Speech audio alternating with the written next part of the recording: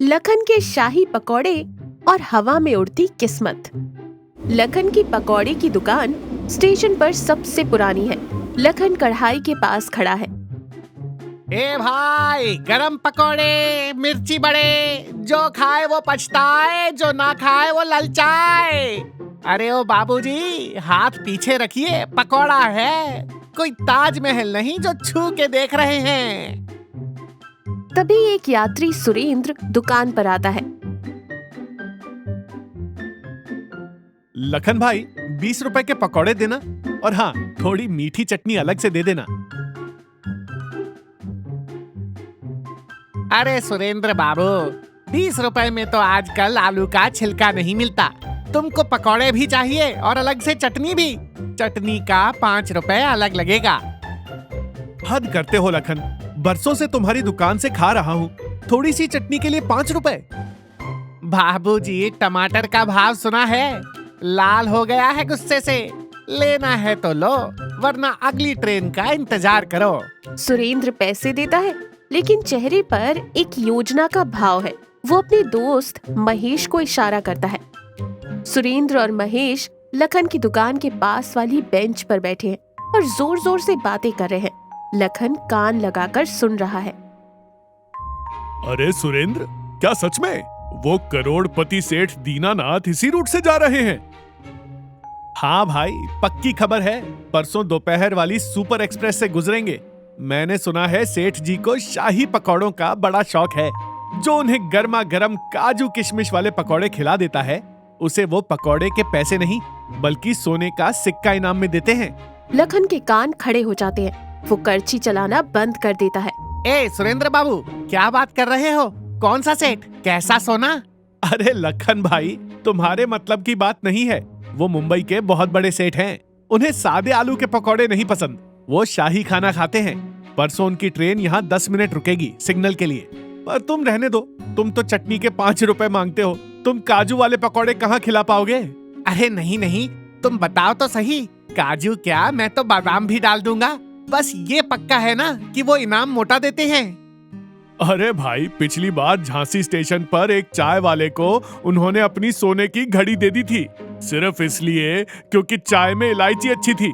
अब सोचो, शाही पकौड़े पर क्या देंगे? लखन की आंखों में नोटों की गड्डी नाचने लगती है। लखन अपनी पत्नी शांति के पास पहुंचता है, जो घर पर सब्जी काट रही है। शांति, अरे ओ शांति, जल्दी से बाहर जा। 5 किलो काजू, 2 किलो बढ़िया पनीर और शुद्ध देसी घी लेकर आ। काजू, पनीर और देसी घी? तुमको बुखार चढ़ा है या लॉटरी लगी है?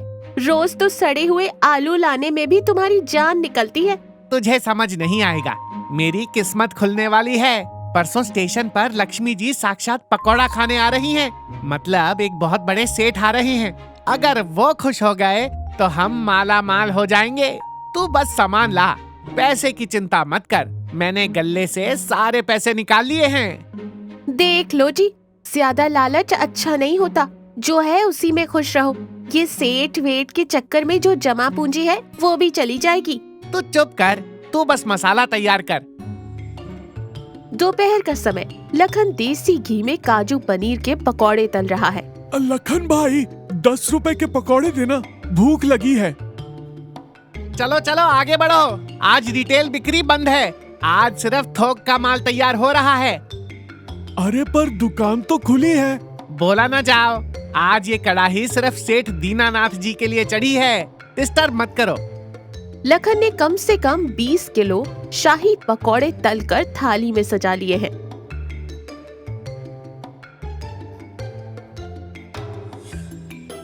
भैया सुरेंद्र, टाइम तो हो गया है, ट्रेन आ रही है ना? हाँ हाँ लखन भाई, सिग्नल हो गया है। बस तुम थाल सजा के पटरी के पास खड़े रहो। ट्रेन की सीटी सुनाई देती है। लखन 2 बड़े थाल लेकर प्लेटफॉर्म के किनारे खड़ा हो जाता है। ट्रेन सुपरफास्ट एक्सप्रेस धड़धड़ाते हुए आती है। सेठ जी, शाही पकौड़े, काजू वाले, देसी घी वाले। ट्रेन की रफ्तार कम नहीं होती। ट्रेन आंधी की तरह निकल जाती है। लखन के कपड़े फड़फड़ाते रह जाते हैं और कुछ पकौड़े हवा में उड़कर पीछे खड़े कुली के मुंह में गिर जाते हैं। स्टेशन पर सन्नाटा छा जाता है। लखन के हाथ में ठंडे होते शाही पकौड़े हैं।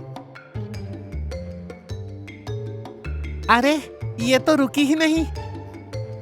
सुरेंद्र और महेश धीरे धीरे पास आते हैं। अरे हाँ लखन भाई, मैं तो बताना ही भूल गया, आज बुधवार है ना। बुधवार को सुपर एक्सप्रेस स्टेशन पर नहीं रुकती, वो सीधे कानपुर रुकती है। सेठ जी शायद सो रहे होंगे। क्या तुमने मेरा 10,000 का सामान लगवा दिया? अब मैं शाही पकौड़े का क्या करूं? तभी वहाँ शांति आती है।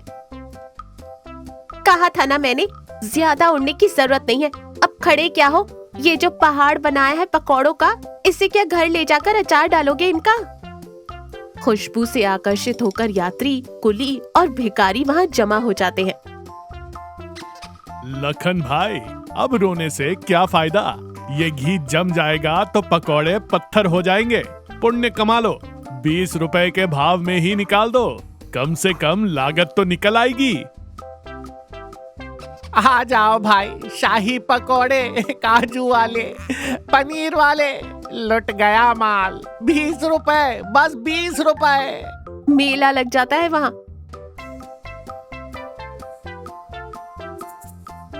लोग मजे से पकौड़े खाते हैं।